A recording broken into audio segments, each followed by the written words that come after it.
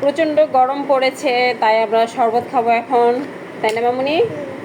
তো শরবতের জন্য লেবু কেটে নিয়েছি অনেকগুলো, আর লবণ, চিনি দেওয়া হয়েছে, এটাতে দেওয়া হয়নি, এতে একটু দিয়ে নিই। এই গরমে শরবত না খেলেই নয়। আর বাচ্চাদের তো অবশ্যই খাওয়া উচিত, কারণ ওরা দৌড়াদৌড়ি করে, অনেক ঘামে, ওদের থেকে অনেকটা ঘাম বেরিয়ে যায়। এখন আমি একটু লেবু চিপে দিচ্ছি।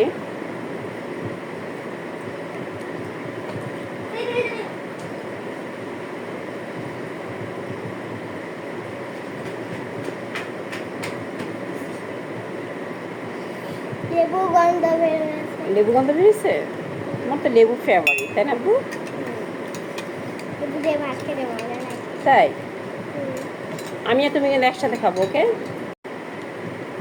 এখন আমারটা আমি গুলে নিব। প্রথমে নর্মাল পানি দিয়েছি, নর্মাল পানি না দিলে চিনিটা গলবে না যদি আমি ঠান্ডা পানিটা প্রথমে দিয়ে দিই। এই জন্য আমি আগে নর্মাল পানি দিয়ে এটা আমি একটু চিনিটা ফাটিয়ে নিচ্ছি। বাবা কি খাবে রে আমার সোনামণিটা?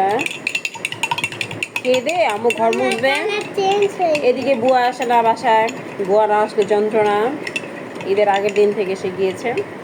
মনে করেন তাদের ছুটি নিতে হয় না আর কি, তাদের অটো ছুটি হয়ে যায় আর কি। কবে আসবে কি আসবে আসলে এই বিষয়ে সেটা আমরা কিছুই জানি না। তাদের কাছে হলাম আমরা জিম্মি।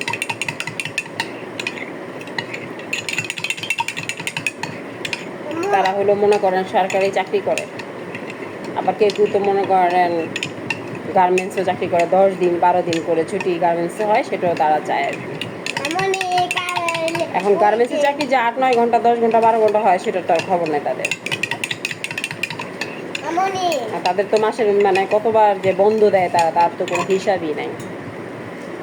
যাই হোক, যার যার হিসাব শেষে দিবে। এখন আমি ঠান্ডা পানি মিশাচ্ছি।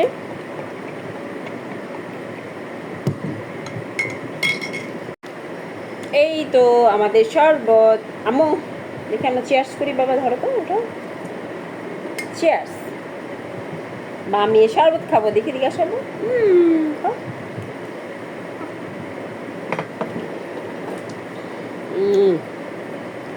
এই গরমে এক গ্লাস শরবত, আর কিছু দরকার নেই। কোথাও বেড়াতে গেলে এক গ্লাস শরবত ঠান্ডা কিছু দিলেই হবে, আর কিছু খেতে দিতে হবে না, এটাই যথেষ্ট। আম্মু তুমি খেয়ে নাও।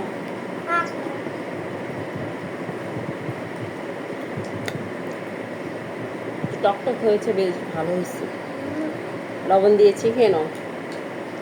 সবটুক খাবে কিন্তু, খেয়ে আম্মুকে গ্লাস দেখাবে, ঠিক আছে? যে আম্মু সবটুক খেয়েছে।